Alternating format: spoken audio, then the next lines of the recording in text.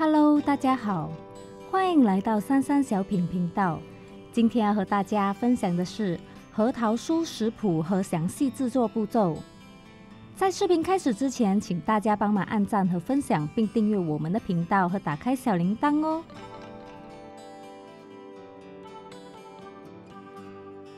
把35克糖粉过筛到55克的牛油中。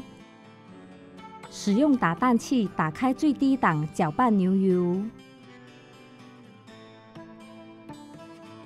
牛油和糖粉混合后，加入1颗鸡蛋搅拌。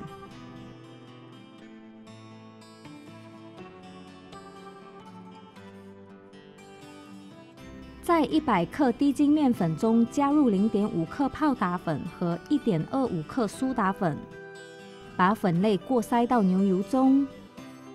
使用软刮刀以顺时针的方向搅拌牛油和粉类至均匀混合。最后再加入22克已经切碎的核桃和10克的花生碎，充分的搅拌均匀。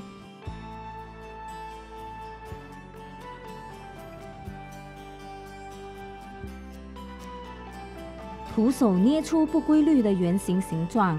在核桃泥上放上核桃，建议不要把核桃泥搓得太大颗，因为在烘烤时不容易烤熟；也不要把核桃泥压得太扁，因为在烘烤时饼干还会再扁一些。如果在放上核桃时不小心压得太用力，最后记得要把核桃泥捏高起来哦。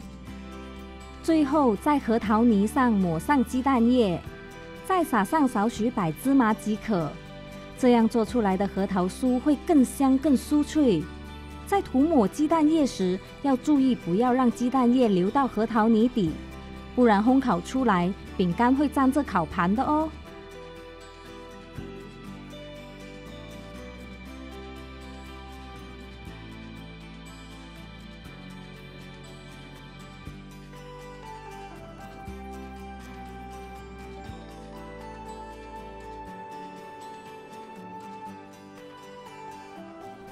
把核桃泥放入已经预热的烤箱，以170度烘烤25分钟。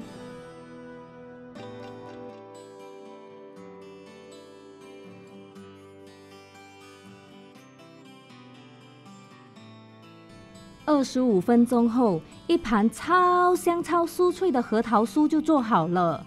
这款核桃酥食谱是珍姐的配方。每一口都可以咬到核桃和花生粒的口感，让你吃了还想再吃。今天这部影片就到这里结束，我们下期见，拜拜。